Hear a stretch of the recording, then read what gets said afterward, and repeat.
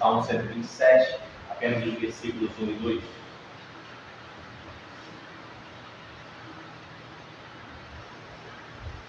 Eu quero ler junto com vocês. Vamos ler todos juntos.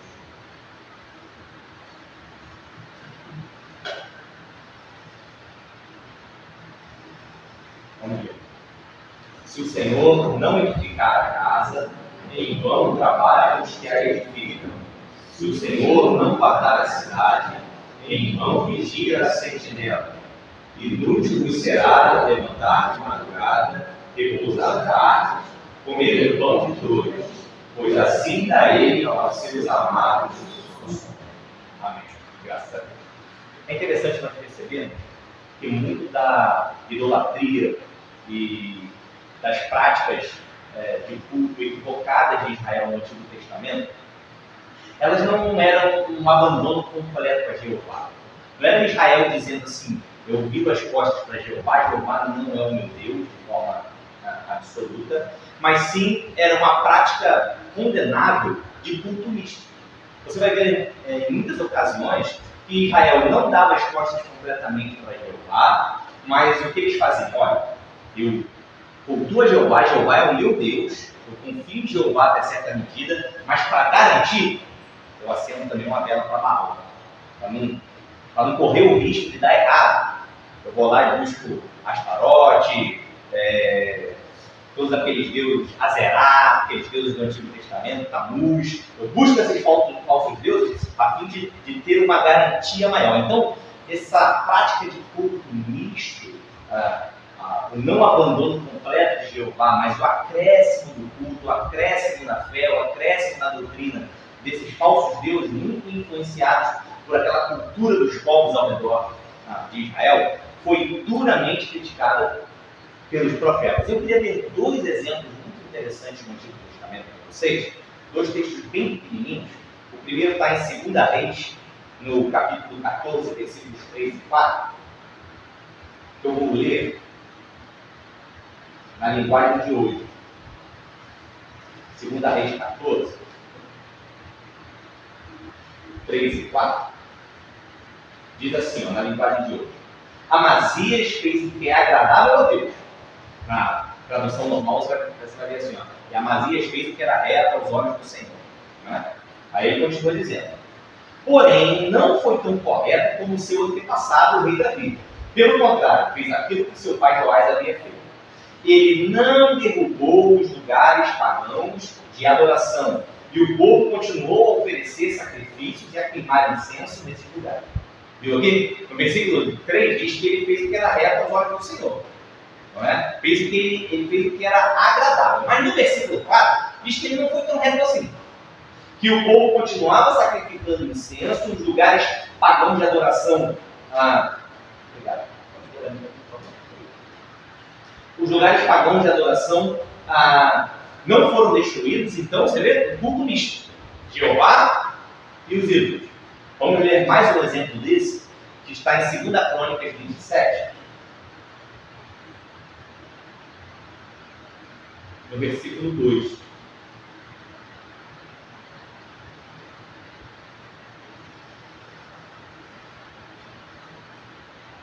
Vou ler também na linguagem de hoje.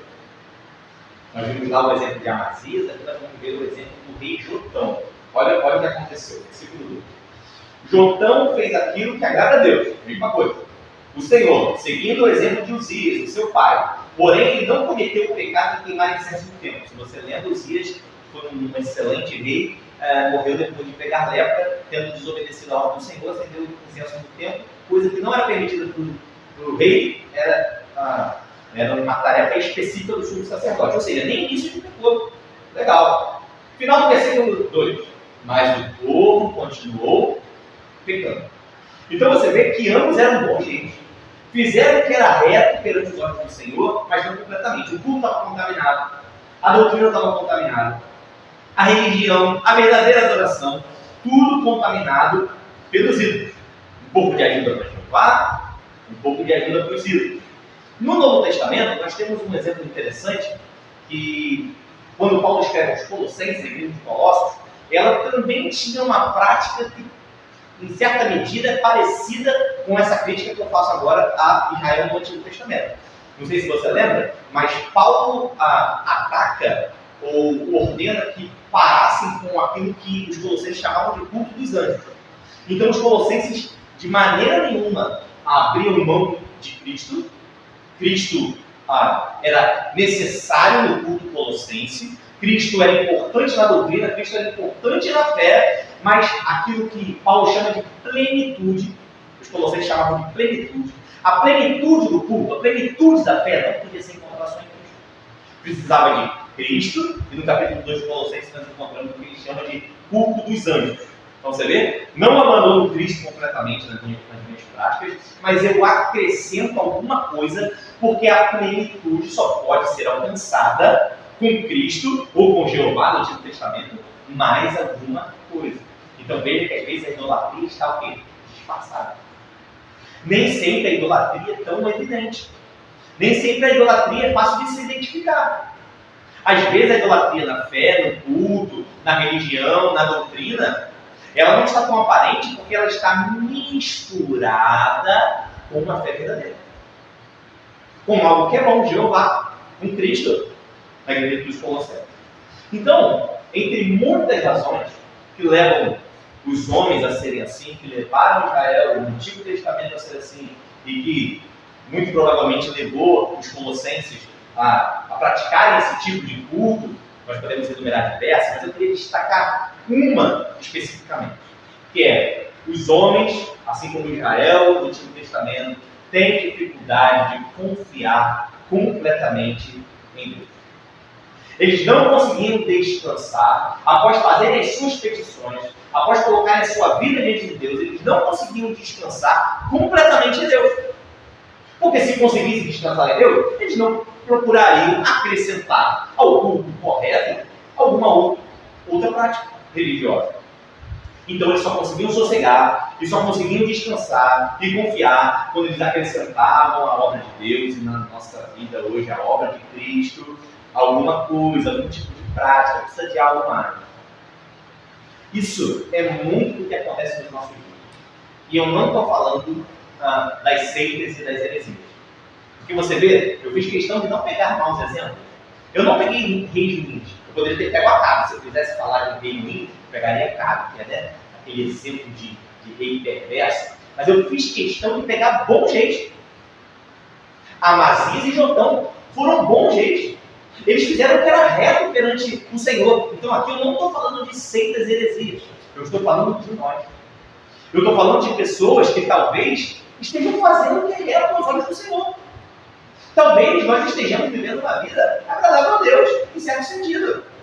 Mas ainda assim, não conseguimos confiar completamente em Deus. E tentamos sempre estar acrescentando alguma coisa à nossa fé, ao nosso descanso, à nossa confiança. E quando eu digo acrescentar alguma coisa, não necessariamente ao culto, como eu disse, normalmente essa idolatria é muito bem disfarçada. Você pensa que para Israel era tão nítido assim, a idolatria, a Baal, ou a Zerá? Você acha que era tão aparente? Em certo aspecto era, mas não porque se confundia com a cultura ao redor.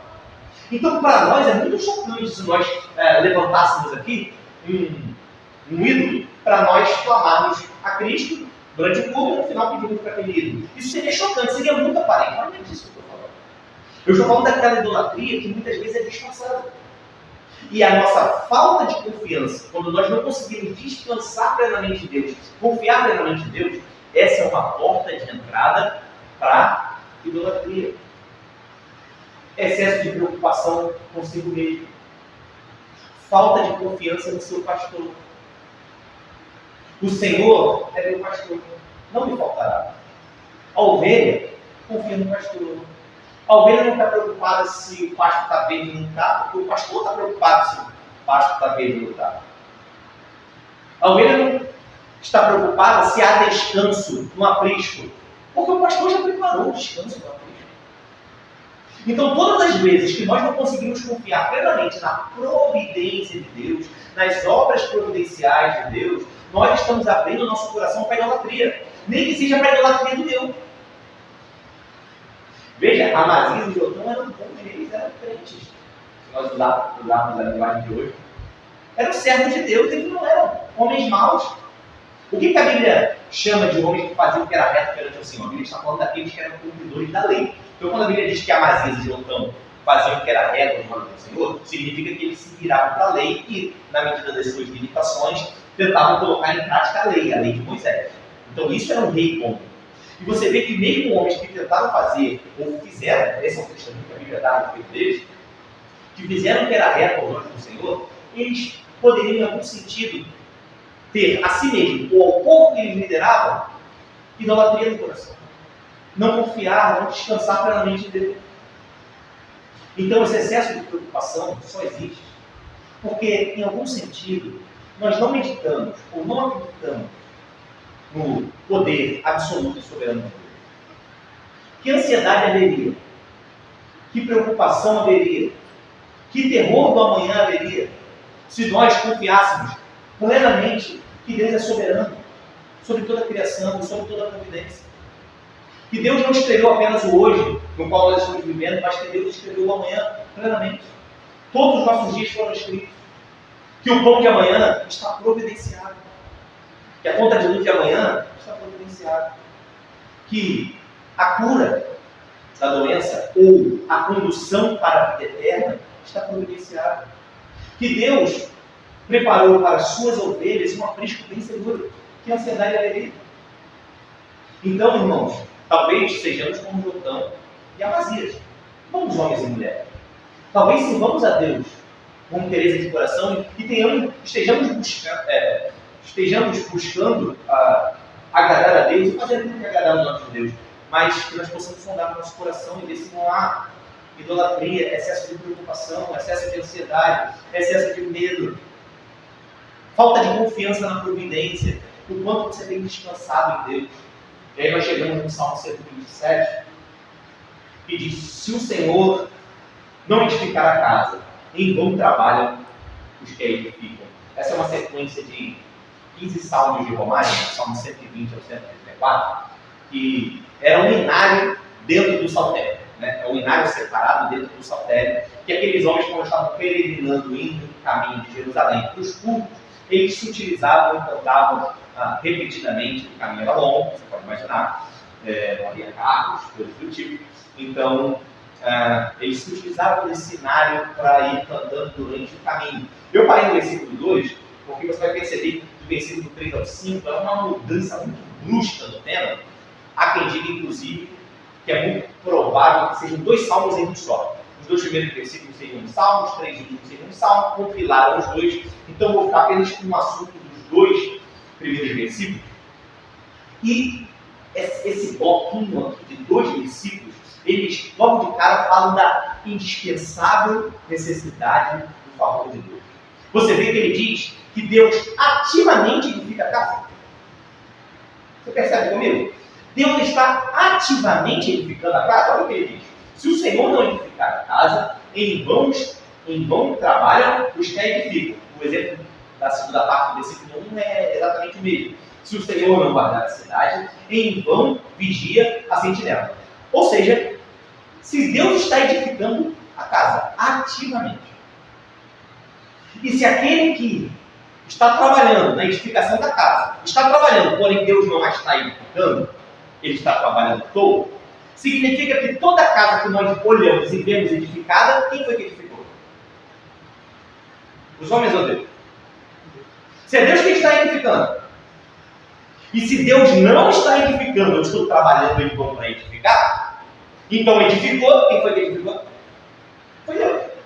Da mesma maneira, toda casa que não foi edificada, toda obra que não foi realizada, toda a providência de Deus que se desenrolou de maneira contrária àquilo que eu quis ou imaginei que fosse acontecer, foi porque Deus não realizou essa obra. Se a obra foi realizada, é porque foi Deus quem realizou.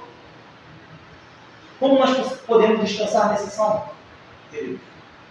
Como você pode descansar o seu coração nesse salmo? Na beleza desse salmo, saber que Deus ativamente está governando todas as coisas, a providência. O mundo não está desenrolando a sua providência de forma aleatória. Nada poderia estar diferente do que está hoje. Você não poderia estar em outro lugar que eu. Não poderia. A Rita não poderia escolher estar em outro lugar. Você está aqui? Então Deus edificou essa obra. Você só poderia estar aqui. E se você está aqui, não há lugar melhor para você estar. Por quê? Porque a vontade de Deus não é boa, perfeita e agradável. Às vezes nós falamos coisas sem perceber. O que é algo perfeito? Quando nós falamos que a vontade de Deus é boa, perfeita e agradável, nós estamos emprestando qualidades de Deus para a sua vontade. Não é? Deus é perfeito, então a vontade dele é perfeita. O que é algo perfeito? É algo que não tem potencial. Sim ou não? Eu e você temos potencial. Eu tenho potencial para ser melhor. Melhor marido, melhor cliente, melhor profissional. O que significa ter profissional? Ter potencial. Eu tenho uma margem de evolução. Porque eu não sou perfeito. Mas quando eu digo que a vontade de Deus é perfeita, é porque ela não tem potencial para ser melhor do que ela já é. Não existe potencial em Deus. Deus não tem potencial. Ele é tão perfeito quanto pode ser no limite da perfeição. Então a vontade de Deus é perfeita. A providência de Deus na nossa vida é perfeita. Não poderia ser potencialmente melhor. Se eu tivesse feito aquele curso que meu pai mandou quando eu era mais novo, hoje eu estava vendo melhor.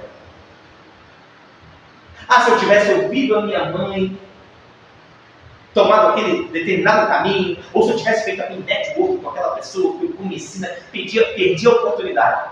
De fato, nós temos que aprender com as coisas que fazemos aqui nesse mundo, sem dúvida, com as atitudes que tomamos. Ver aquilo que foi bom, repetir aquilo que não foi tão bom, deixar de lado. Mas na sua vida, a providência de Deus, a vontade de Deus para nós, não poderia ser melhor do que ele vive. Você consegue descansar nisso? Olhar para a sua vida e pensar assim, não poderia estar em outro lugar. A providência de Deus não poderia ter me levado para nenhum outro lugar. Somente para agora, onde eu estou. Ele vai continuar dizendo que é inútil levantar de madrugada, deve usar tarde, comer o pão de dores. Esse final da tradução é importante, né? Porque na nossa tradução diz assim, pois assim dá ele aos seus amados o sono. Essa tradução não é boa, tá? É literal, mas não é boa. A área é melhor para isso, porque assim, que aos seus amados ele dá enquanto dorme. Aqui seria melhor assim, porque aos seus amados ele dá durante o sono, ou no sono. No sono ele dá. Então não é o sono. Tá? Então, ele continua dizendo aqui, isso aqui é um convite para o ócio. É inútil levantar de manhã, fazer a minha parte, vou ser indolente. É um convite à preguiça? Obviamente que não é? Pelo contrário, é um convite para confiar em Deus. E eu edifico a casa, e Deus edifica a casa. E eu vigio a sentinela, e Deus vigia a sentinela. E se eu edificar a casa e a casa não for edificada? Porque Deus edificou a casa. E graças a Deus por isso. E se eu vigiar a sentinela e furarem o muro, furarem o bloqueio, invadirem lá e a segurança não acontecer do jeito que eu imaginava? Tudo bem, eu vigiei a sentinela, Deus quis dessa maneira. Eu descanso na providência.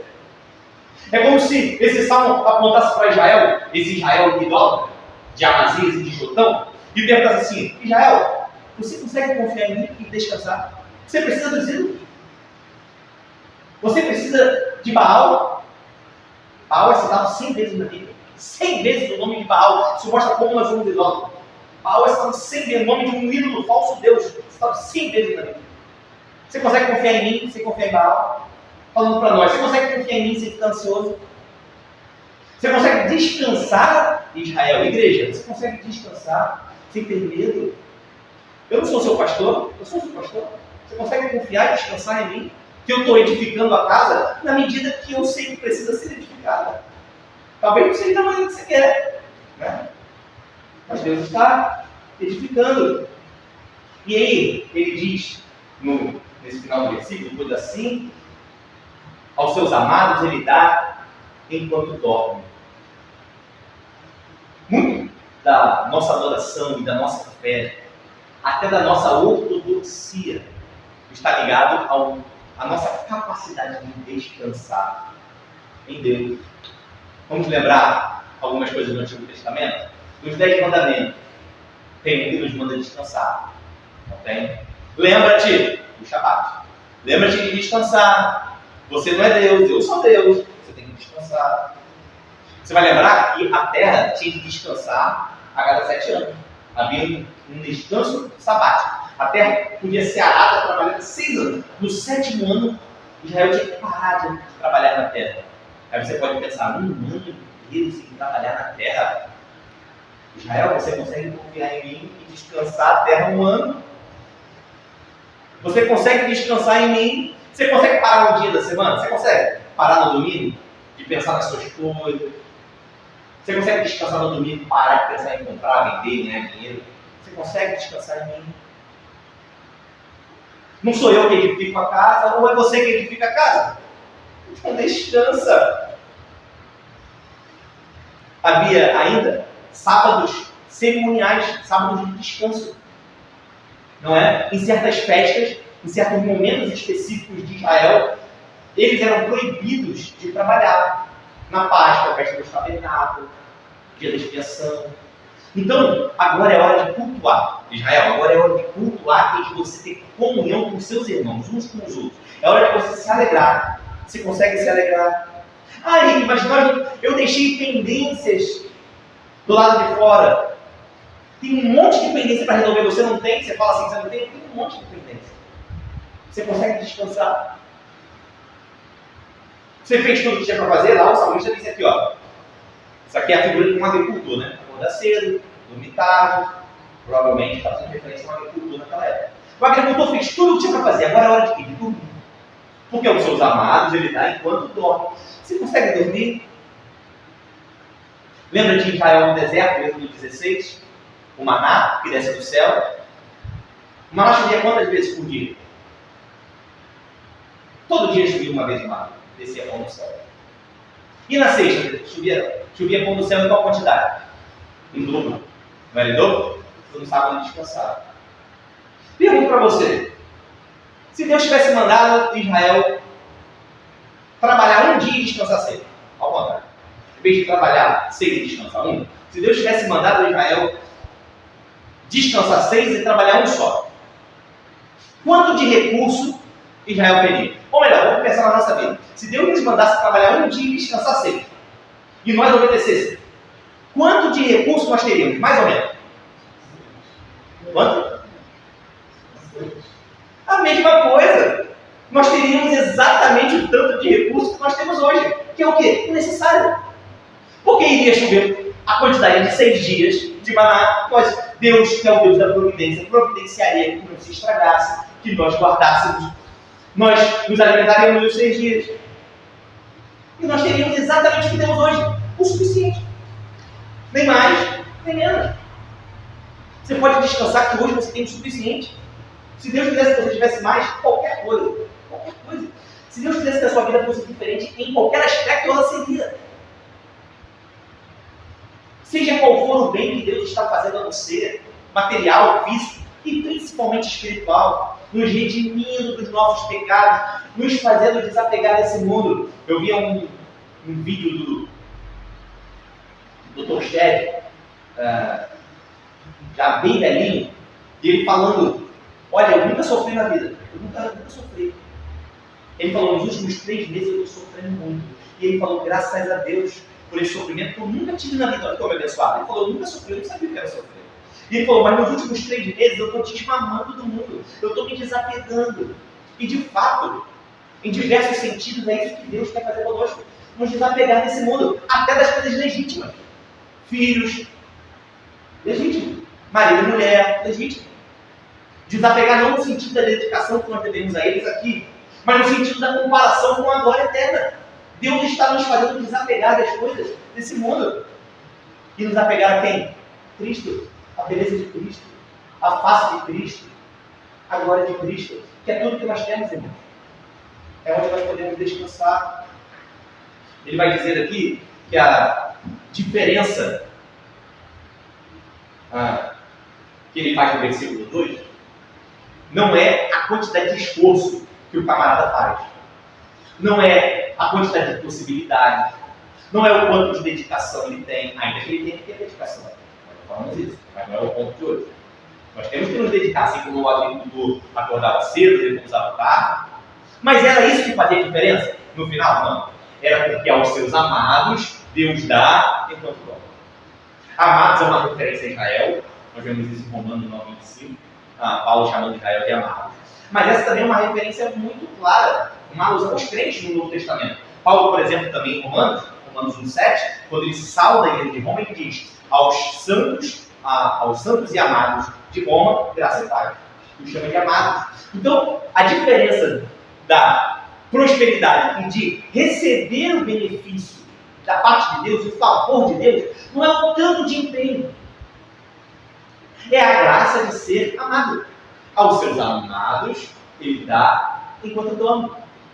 Você pode descansar no amor de Deus. Israel, você pode abandonar Baal. Você pode abandonar Tammuz. Você pode abandonar Azerá, esses deuses falsos daí. Você consegue abandonar. Você consegue dedicar o seu coração a mim e descansar o quanto for necessário. Nós temos a ideia de que temos sempre que estar fazendo algo em prol da nossa salvação. E aqui salvação não estou falando de salvação da alma, salvação final. Estou falando de benefícios nessa terra, de solução de problemas. Isaías 30:15, eu não vou ler por causa do tempo, porque eu quero terminar. Mas nós encontramos um texto muito interessante. Deus falou assim, em vocês se arrependerem e em vocês sossegarem está a vossa salvação. A salvação de vocês está na tranquilidade e na confiança. É o que diz o texto. Então a minha salvação não está em pegar o carro, o cavalo e lutar em... Não. A sua salvação está em se converter e sossegar. É que nós pensamos que sossegar é estar inerte.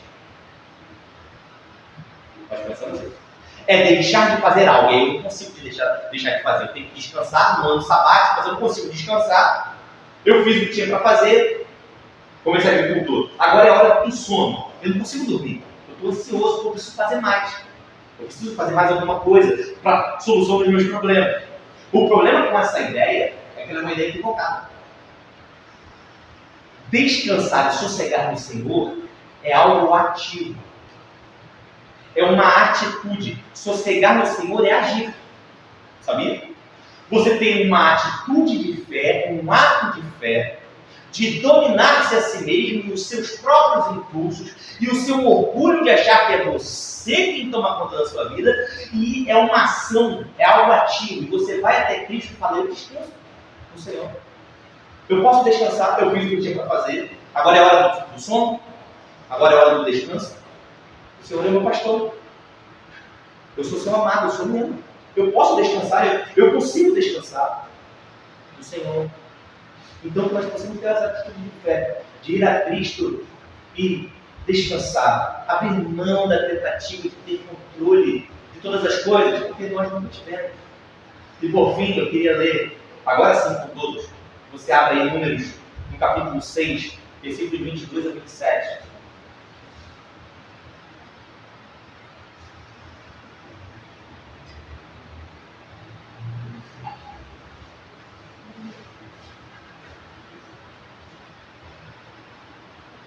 Número 6,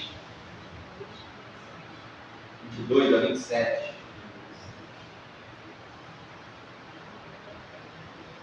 Quem sabe o nome dessa perícope? Sabe qual é o nome que é dado aí? Isso aí. Está escrito? Não pode arrumar. Sabe, tem igrejas que na bênção final, ao invés de dar aquela bênção apostólica, né? Que nós proferimos, tem igrejas, não são muitas, é verdade, mas tem igrejas que dão essa bênção sacerdotal nesse lugar. Tá? Mas vamos ler juntos. Todos juntos. Do 22 ao 27, diz assim. E falou o Senhor a Moisés, dizendo, fala a Arão e a seus filhos, dizendo, assim abençoareis os filhos de Israel, dizendo, o Senhor te abençoe e te guarde. O Senhor faça resplandecer o seu rosto sobre ti e tenha misericórdia de ti. O Senhor sobre ti levante o seu rosto e te dê a paz. Assim porão o meu nome sobre os filhos de Israel e eu os abençoarei. Então o sacerdote declarava essa bênção sobre os filhos de Israel. Mas quem é o nosso sacerdote hoje? Quem é o sumo sacerdote da nossa alma, da nossa vida? O Cristo. Então isso aqui era sombra da obra de Cristo. O que o sacerdócio de Arão fazia era apontar para o que Cristo faria de forma perfeita. Então o que Cristo faz? Qual é a obra de Cristo? É essa daqui. Cristo faz isso aqui perfeitamente, intercedendo por nós, continuamente, junto ao Pai. Olha o que ele diz: o Senhor te abençoe e te guarde. O Senhor faça resplandecer o seu rosto sobre ti e tenha misericórdia de ti. O Senhor sobre ti levante o seu rosto e te dê a paz. Lembra que nós falamos há dias atrás que a paz é o resultado da graça, é uma obra soberana de Deus que ninguém pode impedir. Não sou eu que corro atrás da minha paz, nem poderia, nem conseguiria. Não sou eu que busco a paz. Eu posso buscar a paz nas relações horizontais, né? E devo fazê-lo, Não é dessa paz que eu estou falando. É dessa paz da nossa amizade com Deus. Nós deixamos de ser inimigos de Deus. Cristo realizou essa obra de nos dar paz, porque o sacerdócio de Cristo é muito superior ao sacerdócio de Arão. Então, essa obra de Cristo, não à toa, Mateus registra no capítulo 11, no versículo 28. Vinde a mim, vós que estáis cansados e sobrecarregados, e eu vos aliviarei. Deus está nos convidando, Cristo está nos convidando a ir até Ele e tirar esse peso da preocupação. Aquietai-vos e vede que eu sou Deus. Que nós possamos aquietar a nossa alma e descansar na providência de Deus. Nós temos o suficiente e sempre teremos até o dia de Cristo. Quantos forem os nossos anos? Quantos forem? Forem 70, 80, 90? Quantos anos forem? Forem 30, 40? Nós teremos todos os dias, a cada segundo, a cada momento, sem exceção, sem nenhuma exceção. Nós teremos exatamente o necessário em todos os momentos da nossa vida, porque Ele é o nosso pastor. Amém? Vamos ficar de pé. Vamos cantar o nosso hino comunitário. Glória seja ao Pai, ao Filho e ao Santo Espírito,